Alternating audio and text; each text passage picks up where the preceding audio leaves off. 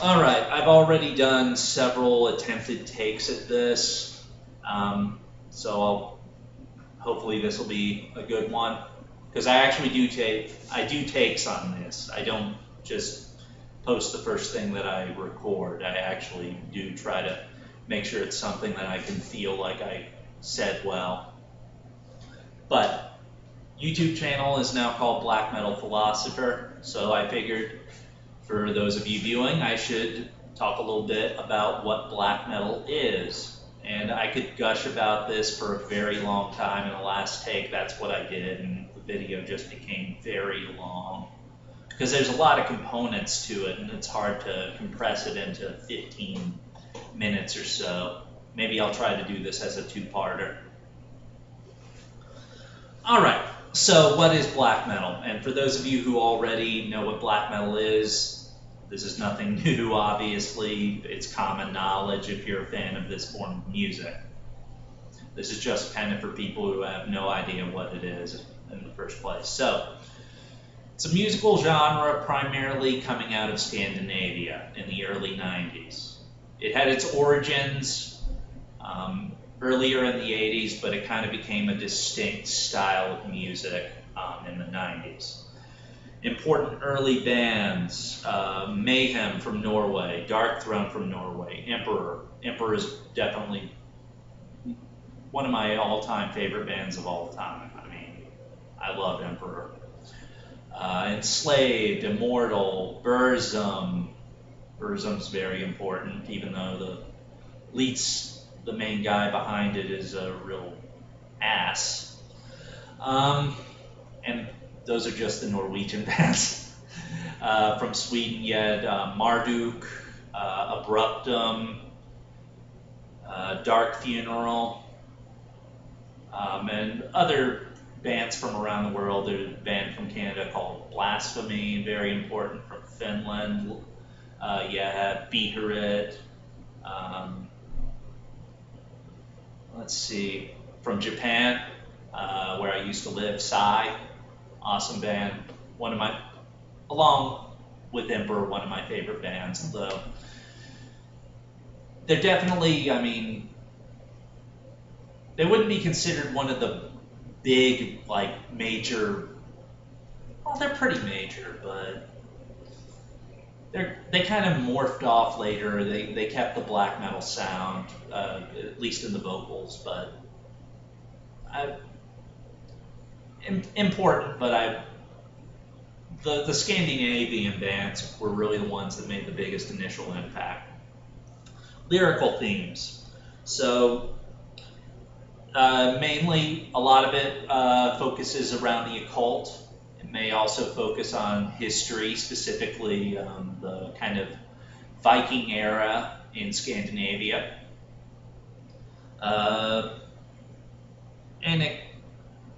Those are just kind of some basic themes. I mean, a black metal band can really talk about whatever they want, although some purists would argue otherwise. Musical characteristics. Fast, dissonant sounding guitars, especially with the Scandinavian sound. For the sake of brevity, I'm going to try to focus just on Scandinavia, on the Scandinavian sound, because if I go into all the other subgenres, this video will be way too long. For me, what is key about black metal overall is this feeling of misanthropy and elitism.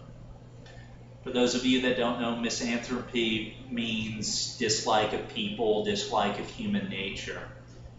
And to kind of paraphrase, or maybe even, hope I might even get the quote correct, from a Tasmanian black metal musician, he said, "This form of music has nothing to do with being human." It's anti-human, it's anti-society, it's anti-religion, it's against everything. It is the quintessential it's been called the most extreme form of music out there, ever. And I guess I could agree with that. I mean, bands in different genres can certainly be extreme. but often not venturing into criminal territory, which is something that did occur in the early days of the black metal movement. Checking my time here. All right, I'm doing okay. All right, so I'll try to get through this quickly. So, key band in the history of black metal is this Norwegian band called Mayhem, which started back in the 80s. Initially, they were kind of thrash, death metal kind of sound. Eventually, they started to call themselves black metal. At a certain point, I think late 80s, they got a vocalist from Sweden named Dead. And Dead kind of gave an image to the band. He wore this black and white makeup on stage, which would be called corpse paint. He wore it and called it corpse paint because he truly wanted to look like a corpse. He wanted to appear dead on stage. Hence his stage name was Dead. His real, I think his kind of nickname things, what friends called him was Pelle. Hopefully I'm not butchering that pronunciation. I'm trying to learn Norwegian right now, actually, but I'm still learning in my very early stages. But so they got this Dead in, and he gave it that look. At one point, eventually, Dead ended up killing himself. He slit his wrists, then blew his brain out. The guitarist, upon finding his body, went out. He didn't call the police first. He went out to the local shop and bought a temporary camera and photographed the dead body.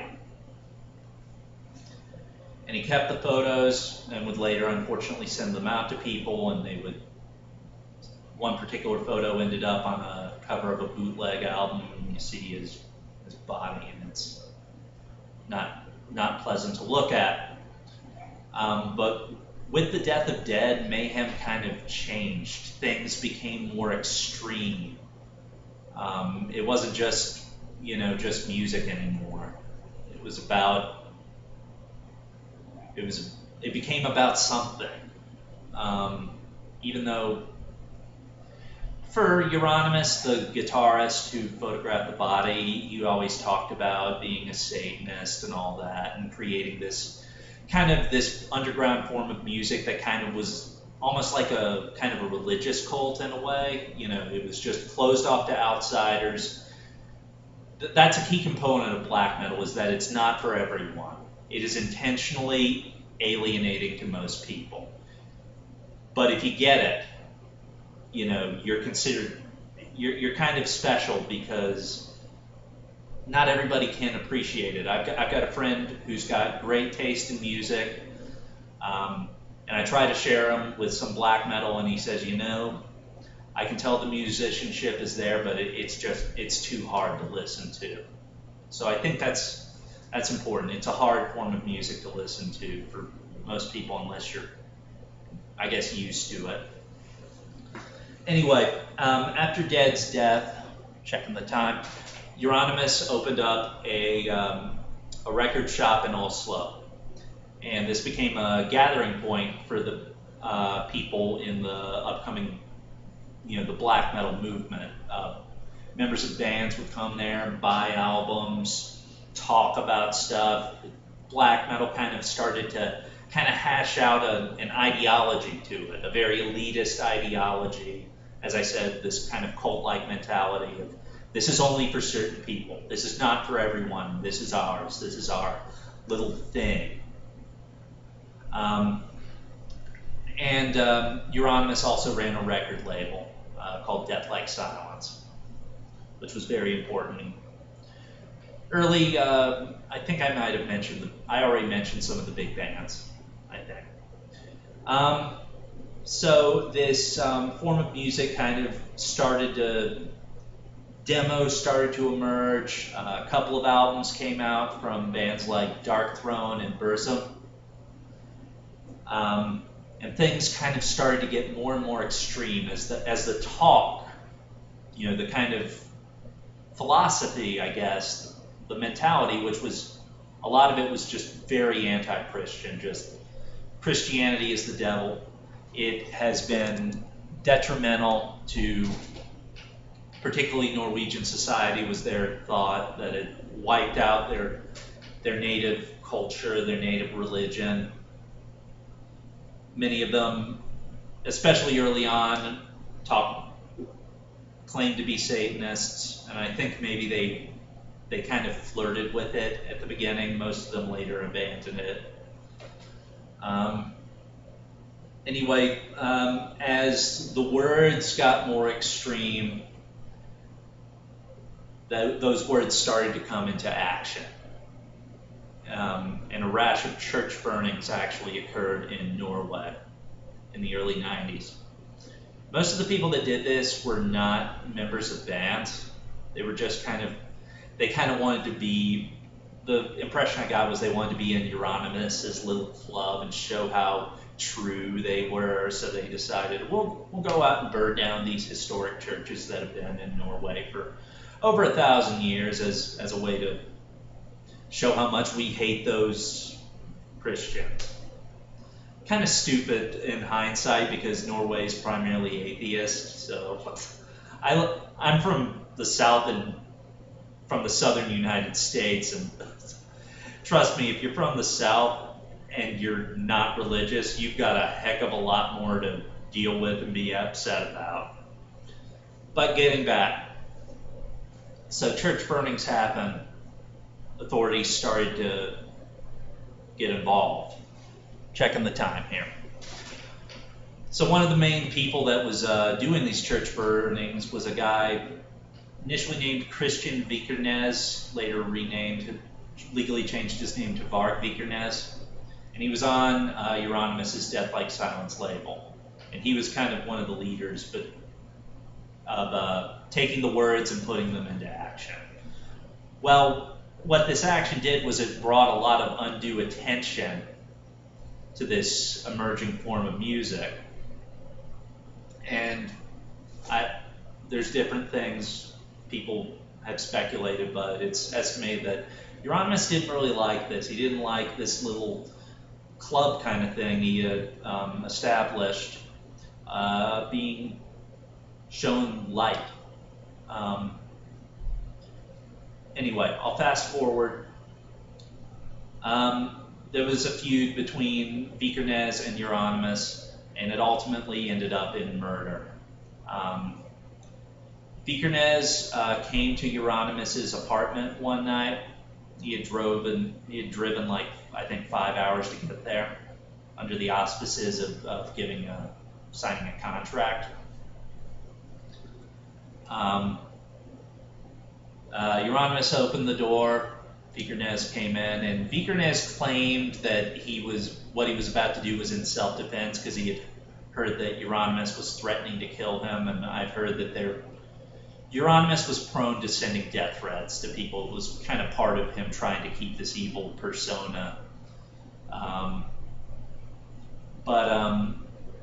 So in all likelihood, Euronymous had probably said some things to some friends about it, but I doubt he was ever really serious. But anyway, Vikernes says Euronymous went for a knife. Vikernes had a knife on him, a pocket knife, kind of switchblade type thing, and he took it out and chased Euronymous, stabbed him. I think it was something like 30 stab wounds. Left his body lying in the hallway. Let's see, time. All right, I'm hitting the 15-minute mark, so I'll definitely make this a two-parter. The ironic thing is that Vikernes actually played bass on the forthcoming debut album from Mayhem. He filled in on bass.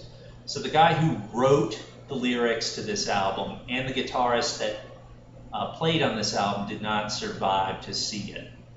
And of course, Dead was already dead, and they had a session vocalist come in. All right, so that's kind of a beginning of kind of the history. I'll elaborate a little bit more on this in a later video.